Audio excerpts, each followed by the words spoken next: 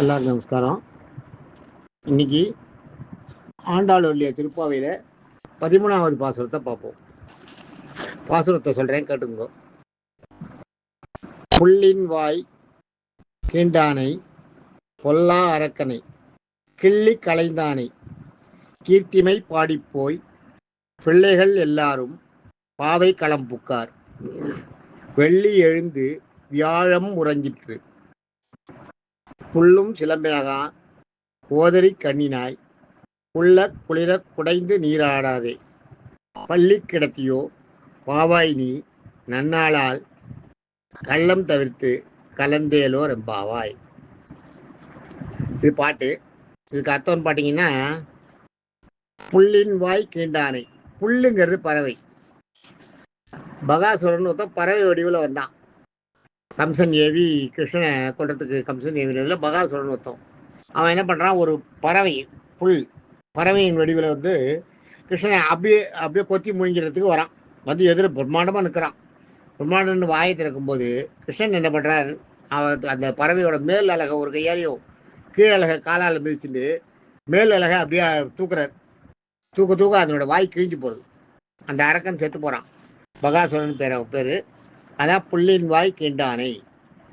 அப்படிப்பட்ட கிருஷ்ணனைன்னு அர்த்தம். புள்ளி பறவை வடிவில் வந்த அசுரனை கீண்டானைன்னா கிழிச்சு போட்டவனை. அதான் வாயை வந்து கிழிச்சுட்டார். வாயை அழகை பிடிச்சி கிழிச்சுடுறார். கீண்டானைன்றது அதான் கீறி போட்டது, கிழிக்கிறது. பொல்லா அரக்கனை. இந்த இடத்துல பொல்லா அரக்கன்றது வந்து ராவணன். எந்த இடத்துலையுமே பொல்லா அரக்கன் வந்ததுன்னா ராவணன். பொல்லா அரக்கன்னு சொன்னாலே நல்ல அரக்கர்கள் இருக்கான்னு அர்த்தம் இல்லையா? ஆமாம், நல்ல அரக்கர்கள் இருக்கா. விபீஷ்ணனை சொல்லலாம், பிரகலாதனை சொல்லலாம். பிரகலாதன் வந்து இரண்யகசிபோட புள்ள தானே. விபீஷ்ணன் வந்து அசுரகுலத்தில் பிறந்தவன் தானே, ராவணனோட தம்பி தானே. மகாபலி வந்து இவளுக்கு பிறந்தவன் தானே, அசுர சுக்கராச்சாரியாரோட சிஷ்யன் தானே. ஆக இது மாதிரி நல்ல அரக்கர்கள்னு இருக்கா. அதனால புள்ளின் வாய்க்கின்றானை பொல்லா அரக்கனை. பொல்லா அரக்கன்னாலேயே ராவணன் தான். எப்பயுமே பொல்லா அரக்கன் ஒரு வார்த்தை வந்ததுன்னா அது ராவணன் தான். பொல்லா அரக்கனை. ஏன்னா அந்த இடத்துல இன்னொரு நல்ல அரக்கன் இருந்தான் இல்லையா, அதனால யார், விபீஷ்ணன். பொல்லா அரக்கனை கிள்ளி களைந்தானை. கிள்ளி களையிறதுன்னா நம்ம சாதாரணமாக ஒரு துரும்பு எடுத்து நம்ம கிள்ளி போட்டால் எப்படி, அதுக்கு நம்மளுக்கு ஏதாவது ஸ்ட்ரெயின் எடுத்துப்போமா? ஒன்றுமே கிடையாது. எந்த கஷ்டமுமே இல்லாத தலையை கிள்ளி தூக்கி போட்டாரோம் ராவணனை. அதாவது 10 தலையை அறுத்து போட்டதை சொல்றாருங்க. கிள்ளி களைந்தானை, அழித்த அந்த கிருஷ்ணனை, பெருமாளை, நாராயணனை கீர்த்திமை பாடிப்போய் அவனுடைய புகழ்களை பாடிக்கொண்டே போகணும். பாடிக்கொண்டே போய் பிள்ளைகள் எல்லாரும் பாவை களம்புக்கார். பிள்ளைகள் எல்லாரும்ன்றது இவரோட தோழிகள். ஒரு வீடாக எழுப்பிடுவாங்க இல்லையா, எழுப்பினவெல்லாம் கிளம்பி போயிட்டே இருக்கலாம். அவள் அதுக்குள்ளே குளிச்சுட்டு ரெடி ஆகி போயிட்டே இருக்காளா, இவ இன்னும் தூங்கிட்டு இருக்காளா, இப்போ எழுப்பிட்டு இருக்காளே இவ.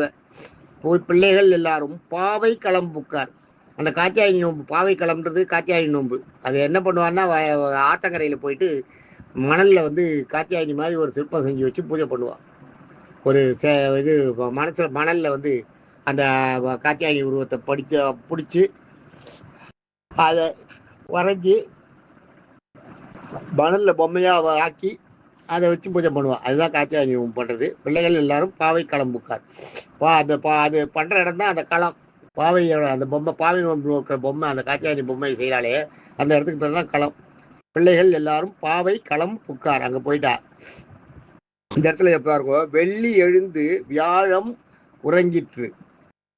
வெள்ளி எழுந்து வியாழம் உறங்கிற்று. வியாழம்னு சொல்லிட்டாரு பாருங்க. வியாழன்னு சொன்னால் அந்த இடத்துல இலக்கணப்படி ஆகிடும். வியாழன் உறங்கினான்னு வரும். அதனால அந்த மாதிரி வரக்கூடாதுன்றதுக்காக என்ன பண்ணிட்டார், வெள்ளி எழுந்து வியாழம்ட்டார். வியாழம் உறங்கிற்று. வியாழம்னா உடனே அது அகிரணி ஆகிடுது. அதனால் உறங்கிற்று அப்படின்றார். வியாழன்னு சொன்னால் அது உயிரினை. உயிரினை ஆச்சுன்னா அதுக்கு வியாழன் உறங்கினான்னு வரணும். அதனால வெள்ளி எழுந்து வியாழம் உறங்கிற்று. என்ன அருமையாக ஹேண்டில் பண்ணியிருக்கா பாருங்க அந்த இதை. வெள்ளி எழுந்து வியாழம் உறங்கிற்று. புல்லும் சிலம்பினகான். புல்லுன்னா இந்த இடத்துல பறவைகள். சிலம்பினா கீச்சு மிச்சுன்னு கத்துறது. அதுதான் சிலம்புறது.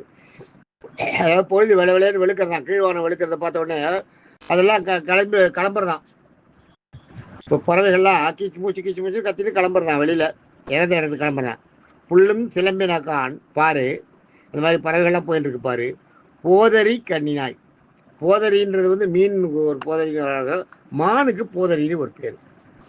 மான் போன்ற கண்களை உடையவள்ன்றதுதான் போதரி கண்ணினாய். குள்ள குளிர குடைந்து நீராடாதே. குள்ள குளிரன்னு சொல்லியிருக்கா பாருங்க. குள்ள குளிரன்றது வந்து நம்ம வந்து வெள்ளை வெளையன்றோம், பார்த்துருக்கீங்க இல்லையா? வெள்ளை வெளையன்னு ஒரு வார்த்தை நம்ம சொல்லும்போது அது மாதிரி அந்த அந்த அது வந்து அது ஒரு அது ஒரு அர்த்தம், அவ்வளோதான். அதுக்கு ஒரு அர்த்தம் வரும், அதுக்கு ஒரு இலக்கணம் இது இருக்குது. எனக்கு இப்போ கரெக்டாக சொல்ல தெரியல. அதுக்கு ஒரு பேர், ஒரு இலக்கணம் இருக்குது.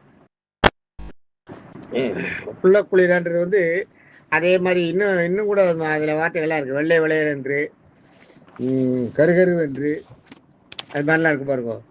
அது மாதிரி அந்த அந்த குள்ள குளிரன்றது வந்து செக்கச்ச வந்து கண்ணங்கருத்து இதெல்லாம் சொல்கிறோம் இல்லையா? கண்ணங்கருத்துன்னா கருத்து தான், செக்கச்ச வந்துன்னா சிகப்பாயிடுச்சுன்னு அர்த்தம். அதான் குள்ள குளிர, அதாவது உடல் குளிர.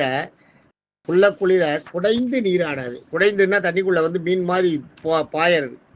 அதான் குள்ள குளிர குடைந்து நீராடாது. பள்ளி கிடத்தியோன்னா படுத்துட்டு இருக்கியோன்னு அர்த்தம்.